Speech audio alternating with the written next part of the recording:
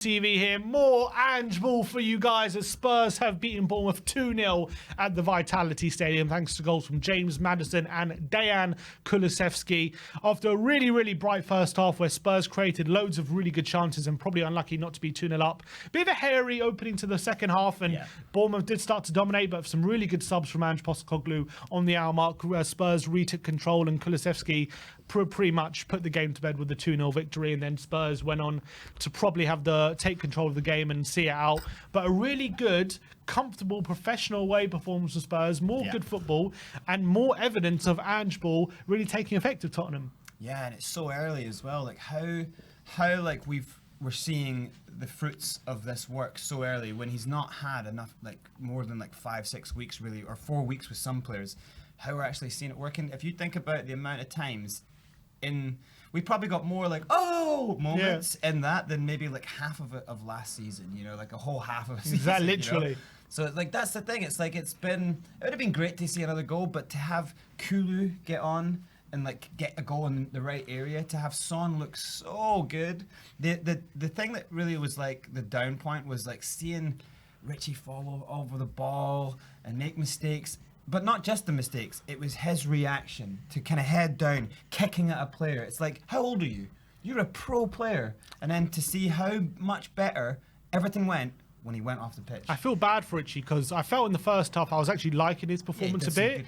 But by the end of the game, you could probably make a fail compilation of that game for Richie and it wouldn't look too pretty on him. But look, let's not concentrate on the negatives for now. Talking about the positives, first half, again, that midfield three, just like against Man United. First of all, it's really good to see Tottenham actually start a game really well in the first half, unlike the other couple games this season where maybe we've had some hairy moments. But first half, we really took control of the game. That midfield three, Basuma, Sarr and Maddison were really strutting their stuff, playing beautiful link-ups and dribbles. And obviously, Sarr and Maddison doing really well to link up with that first goal. Yeah, I mean, the three of them combined, they've got the right chemistry between each other and they are really starting to show that they're a strong unit. Like you said, Sarr, wonderful assist. Maddison could have had a couple of goals, but he was instrumental in everything we did in that first half. And Basuma, like you said, first half was brilliant. He did seem to tire in the second half, didn't he? But what I like to see there is Ange just at the end of that, we had our whole midfield taken off and rested and a new one come on. The confidence in that midfield right now is there for all to see. Yeah, and as you say, I thought that first half, they tired in the second half. We'll get onto that, but I think that first half they literally picked up where they left off. Such confident mood, breaking into the space, like really having no worries, taking on their man and dribbling past him and being confident. Maddison is actually, in fact, in this game, I felt getting into more goal-scoring positions. He probably was unlucky not to score before he took the lead with a nice through ball from Son, and he probably should have scored. And then he did take that goal really nice himself, but a lovely through ball from Sarr. And Tottenham were just taking control. Rishi probably should have scored when played through by Maddison and maybe did actually well to get past a couple of players, but didn't really just couldn't get the fall of the ball to get the finish. Had a chance as well with a header at the back post where if he gets on target he probably would have scored. So definitely Tottenham having their chance in that first half, could have put that game to bed at half time, and that was probably the biggest negative going into half time, is that we didn't have more than a goal. Yeah, we could have scored a lot of goals, you know, like in the second half as well. Like we had loads of chances. I just think it's like Brian was saying, like how long can you wait if you are seeing some good movements just not come to fruition? You know, it's like give a player his. You can't say that Ange hasn't backed Richie, you know, but it's like it's, for me, some of the things was like he did loads of like nice little touches. But some of the off the ball work seemed a bit sluggish, not getting to ahead of the defender at the front post. Some of that stuff is just frustrating. So I think like in the first half we probably could have went in 4-0 and I would have thought, this is absolutely. Kulu didn't play that great in the first half, but he still did stuff. You couldn't say he had a bad performance, but it was one of those like you've got to play great in the next 10 minutes of the second half, and then bang, he steps up and he gets to the place where Richie should have been getting. You know, so I think it's. We could have got a lot of goals in both halves. I think the good thing is right now that even when we do score, last season we'd be petrified about our defence. Whereas this year there's not that nervousness around the defence. Wouldn't you say, Sim? Yeah, I absolutely agree. And I felt that in that second half, as much as we had, I think, to be fair, the beginning, for the first 10 minutes of that second half, we did look a bit sluggish, and I was like, Bournemouth started to take a bit of control, and I was like, what's going on here? Albeit they still didn't really create any clear-cut opportunities, apart from maybe that one moment where Solanke crossed the face of goal. That was probably their best opportunity, but... Yeah, Semenyo had a shot which maybe could have, if that goes in, it's a worldly, to be fair, but not really too many clear opportunities. And our back four just looked so much more composed and comfortable. And then what I really liked was, before the hour mark, it wasn't quite working that second half. We did seem a bit laggy and start to tire. Doesn't wait till like the 70th minute to change. It doesn't allow things to fester. He's like, look, it's not working. I need some changes. I need some fresh legs in there. Højbjerg comes on, Perisic comes on, and instantly, if there's fresh legs, it makes a change to the team. Son is almost as well, moves to centre, and he looks a lot more vibrant in the centre. And pretty much a couple minutes after the subs, we get that second goal and kill off the game. The stiffness goes away. It's like the square pegs and round holes doesn't seem to happen. Everything Perisic did in that first few minutes that he was on, the inside, backward, heels, everything is just, it's so cultured, and the weight on the ball is perfect. Sometimes he's almost like too advanced for like some players around him, but Destiny and him, the way they linked together was something sweet as a nut. And then for Son to go, I'm like, I'll work like an actual 9 in the box. Make space, go like ball. 1-2s round the corner.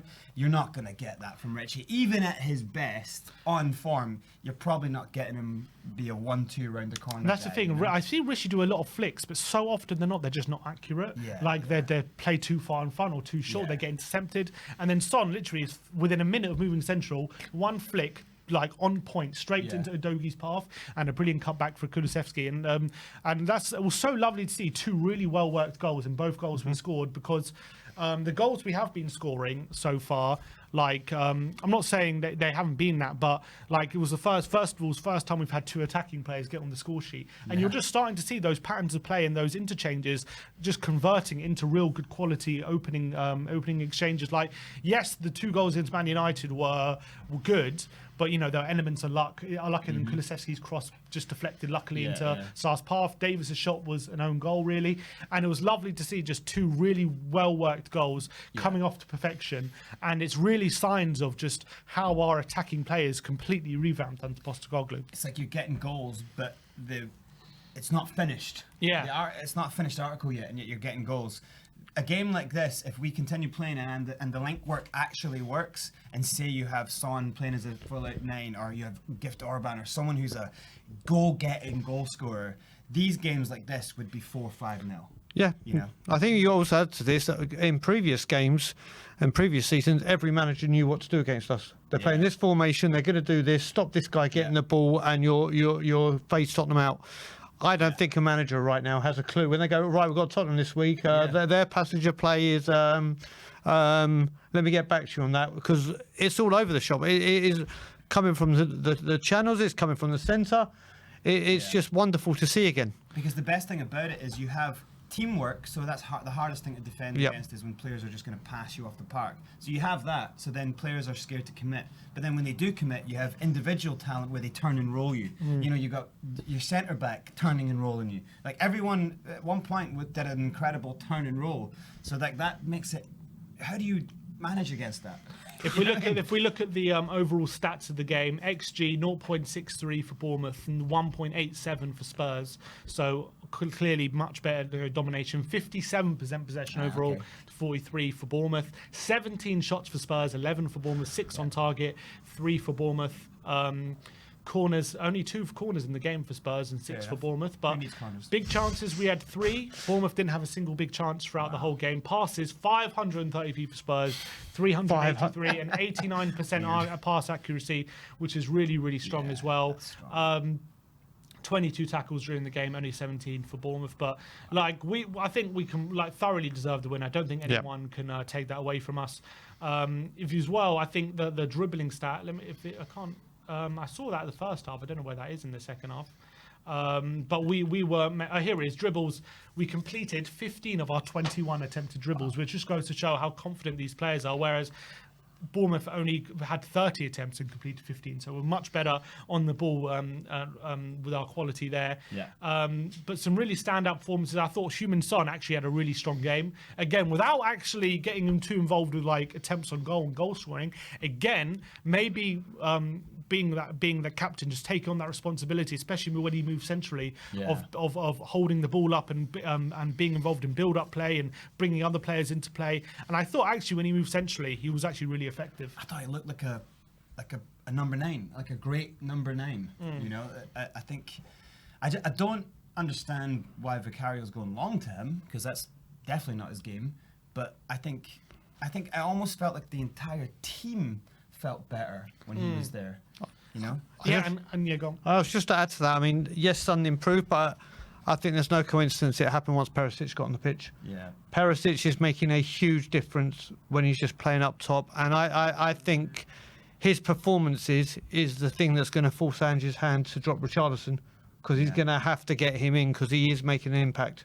And before Kulu scored, I would have said maybe similar with him and Solomon. Yeah. You know, Solomon got a little bit unlucky there, because I think if he doesn't get that goal, Solomon probably comes on. You know? Another couple of good performances.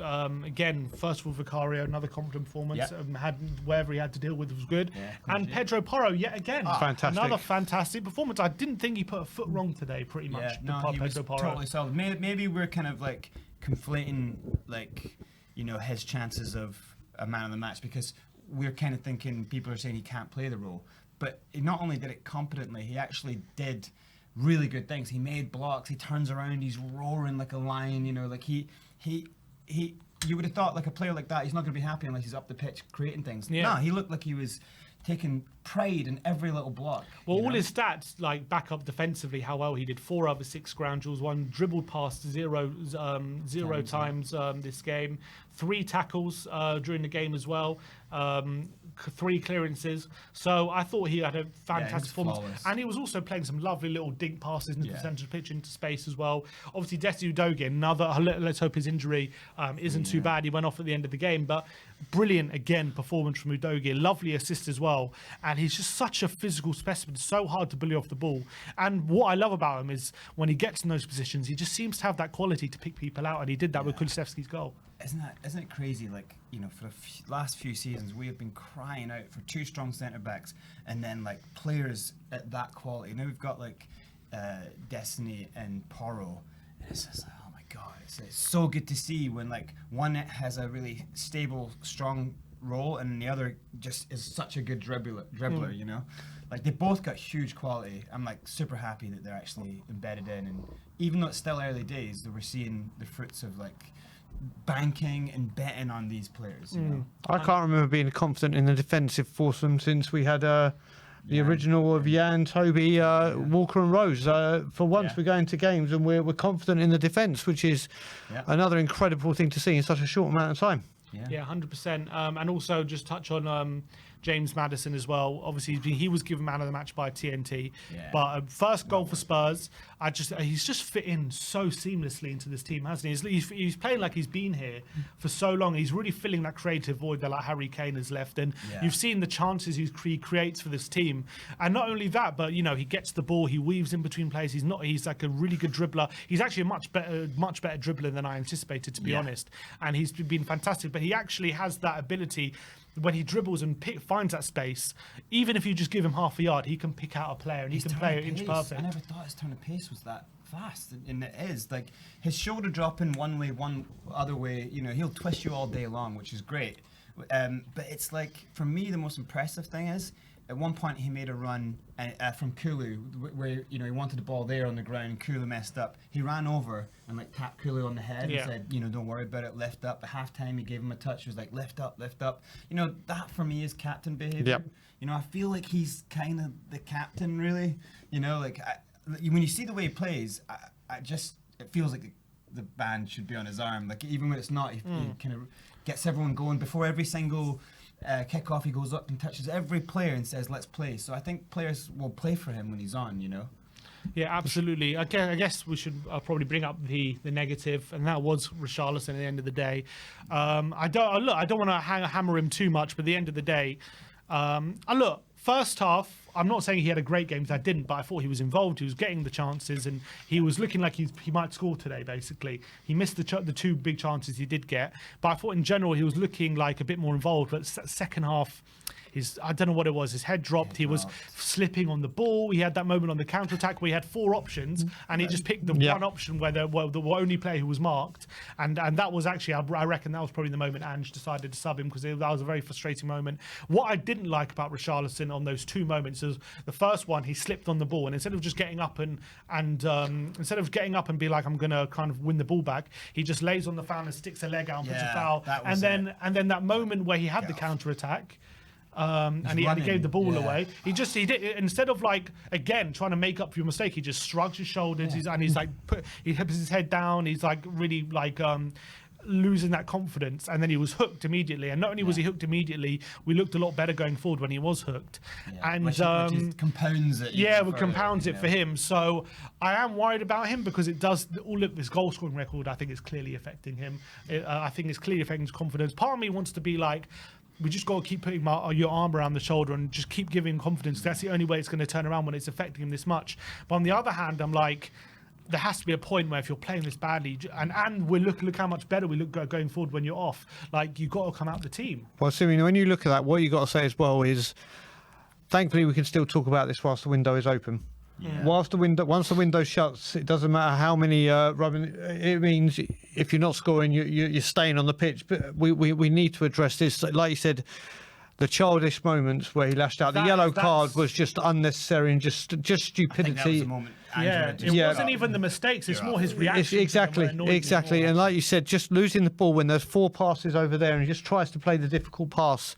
Yeah. It's a player very, very low in confidence, and as low as it may be, we can't just keep carrying him and go, don't worry, it will come good, it will come good. But he needs competition. These moments in a player's career, these are the times that make men, you know? Correct. You have to break out of it. But for me, as a striker, when I saw him not get that first one when it wouldn't fall for him, I go, this is nasty. You could take him off for me at that point. I'd want to get taken off. It's like, when you're a striker, before the game, you shouldn't even hit too many shots at the goal to warm up, because miss 2 of them, gone. Yeah. You know, because we're so fragile as players up front. But I felt like when he stood on the ball, I was like, no. Get him off now, because it's going to keep making it worse. And he was starting to cost us at that point. It was actually starting to be a bit of a liability. First off, I felt like he had the chances, but he kept going. He was like, I had that look of him like he's going to score today. Yeah. But in that second half, and it's no surprise to me he was taken off within 10 minutes of that second half. When he swiped out, obviously Ange made the decision then. But when he got on the ball, I was like, okay, this is your chance. Spray the ball and get in the box. Yeah. He ran for 20 yards. Yeah. With the ball, doing nothing. And at that point, you're going, his head's completely gone. Yep. Like he had 3 open men to his right, and he decided to go to the one on the other side. Right there, the most creative player on the field. Like, give it and go. Give it and get in. You know, it's like you've got players pulling out. We were on top of them at that point. But it's those moments where you think like things just aren't right mentally. Mentally for him. But that's why I'm worried about just completely killing his confidence. Like, you know what I mean? That's why I'm worried about, because clearly he's in his own head. Send a rocket up his arse. He's in his own head, isn't he? You can see that. Sam, keeping him on kills his confidence even more, because look what happens. He keeps screwing up. Yeah, exactly. For him, he's the type of player, like, sometimes it's just like, look, take him off, have a word with him. Look, I took you off there because you were going downhill. Like, let's go to training, let's get you back up, you know, rather than stay on, and then he's going to watch that back. But what do? Do you like keep trying to play his way into form, or like on Tuesday does he come out the team? I think we've tried that. Or do you think like you've given him 3 pro games, you know, 3 big games at the highest level, and we have been winning and playing well. Yeah. But do you think that's in spite of Richarlison rather than he's been kind of contributing to it? Get away with it if you see him. The first half, he does actually a lot of good work. He actually gets into the places, and you could say, okay, both big chances, you're unlucky, right? Second half, though, it's like, bro, you cannot fall on the ground, which is unlucky. Everyone trips on the ball, like, that's fine. But you can't swipe out like that. You can't moan, and then you can't run and dilly-dally on the ball. Like, a manager is getting to know you. The manager actually is fighting for you in press conferences. Now you're starting to do things that any manager would hate. You know, and you couple that with the fact that his passing is a lot of the times very inaccurate. Yeah. His hold-up play is, as Brian was saying during the stream, like a trampoline. It bounces off him so often. Yep. And those things must really infuriate managers, because those are simple things that if like most players should be able to do at that kind of level, like simple, basic defending. And we know that Richarlison, not basic like build-up play, and we know Richarlison is capable of spectacular things. We saw that at the World Cup. Like we know that, but it's just simple, like literally basic football things that sometimes is what he struggles with the most, and that must be infuriating. For me, simple things as a 9 is, so when Matters gets the ball in the kind of half space here, and that is like all day long you dream for balls like that. He puts it perfectly behind the centre back. That is where Richarlison has to be. And the header wouldn't even be a hard header. It would have been like a little low header. That's where he had to be. You look where he was. He was hiding behind the other defender. And then when the ball's coming to the front post, the number 9 is the player who must get front post. The back post is where the winger comes in and he's got the back post. Where is he when the ball comes in? Hiding behind the centre back. You can't hide. And the fact of the matter is, within a minute of some moving centrally, he plays a lovely little flick pass into Udogie, and it's like, why can't Richarlison had about 10 attempts at that pass and he couldn't do one of them. And someone has one attempt at it, and bam, we're on goal, we score. So look, as harsh as it is on Richarlison, I think question marks just do have to be asked. Yeah, I think what you got to ask for this as well, when you're saying it's hard for Richarlison's confidence, you got to look. Solomon and Perisic have come on, and when they've come on, they've done their bits, made an impact, and then it's like you're on the bench for next week. So it works both ways. When his confidence is low, you've got players that are confident, ready to come on, and that's what it's about. If I was Perisic and I'm not starting this game, I'd be like, exactly. What's going on here? Exactly. Top liver? Like, look how good I played. Yeah, that's fair enough. I think it might be worth mentioning Gio. Tough game to come on. You're winning. And now you're going to be, that's the first time we've kind of seen it. Like, you've just watched Maddison do all these dynamic turns. Like, it's like his body's like on a swivel. Literally. And Gio seems like he can't turn. Because he's like, I want to give the ball back, I want to hold ball, you know. But he was in pre-season, was able to turn a bit more. Yeah, and he was turning and putting that beautiful outside of the boot ball through the line. No, I have to say, I think the midfield 3 did a good job on it. But I think Højbjerg as well, and Skip. I think Skip more off the ball than on the ball, but I thought they did their job. You wouldn't start with that 3, would you? No, I wouldn't start with that 3. But I think when we needed legs, they brought them, and they allowed us to retain control. It's a very good second 3. Well, it's very good to get them to come on and kill the game off. These 3 have been working their asses off the last couple of games. Just like, come off, have a rest. I mean, if you're winning a game 1-0, right? You would kind of go, like, because Skip and Hobby, you could just sit them in front of the defence and you've got extra reinforcements, you know. All right, well, look, that is the instant match reaction. Thank you, everyone, for joining us on today's stream. We'll move on to the post-match fan show very, very shortly. 3,500 people still watching, so big up to everyone in the chat. Thank you, Brains and Brian, for joining me on today's watch-along. We'll see you all very soon for the post-match fan show. Like, subscribe, and comment, and as always, come on, you Spurs.